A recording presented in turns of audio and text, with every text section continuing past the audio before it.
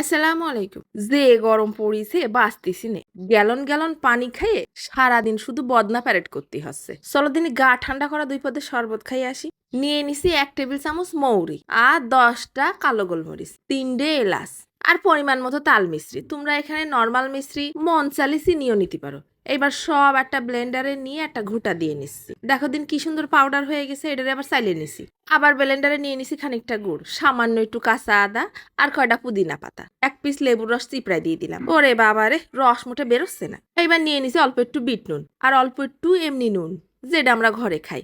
তারপরে এটাও ব্লেন্ডারে একটু ঘুঁটা দিয়ে নিছি। পানি দিয়ে এবার একটুখানি পাতলা করে নিতে হবে না, যত দূর পাতলা তুমি খাতে পারো।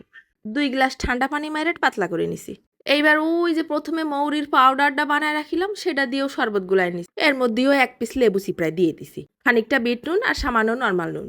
এইবার এর মধ্যেও তোমার যতটুকু মন চায় পানি দিয়ে নিবা। আমি 2 গ্লাস ঠান্ডা পানি দিয়ে সুন্দর করে গুলাই নিচ্ছি। এটা আবার কিন্তু ছেঁকে নিছি। গরম যে হারে পড়িছে এ আর কমবে টমবে না। রোজ রোজ একই শরবত খাতে কি ভাল লাগে নাকি? 2-1 দিন একটু ভ্যারাইটি আইটেম, নতুন নতুন আইটেম করে শরবত খাবো। কি ফাইন, শরীরের সাথে মনটাও ঠান্ডা হয়ে যাবে, জিভলেটাও ঠান্ডা হয়ে যাবে। মৌরির শরবতটা দিয়ে কিন্তু হালকা মৌরি আর এলাচের ঘিরান বেরোচ্ছে, আর গোলমরিচের হালকা একটু ঝাঁজ আছে। ওরে বাবা, আর গুড়ের শরবতে তো মনে হচ্ছে ভিআইপি কিছু খাচ্ছে। কাঁচা আদা আর পুদিনা পাতাই তো গুড়ের ইজ্জত বাড়াই দিছে। তা তোমরা কিন্তু বানাই খাইয়ে দেখে নে।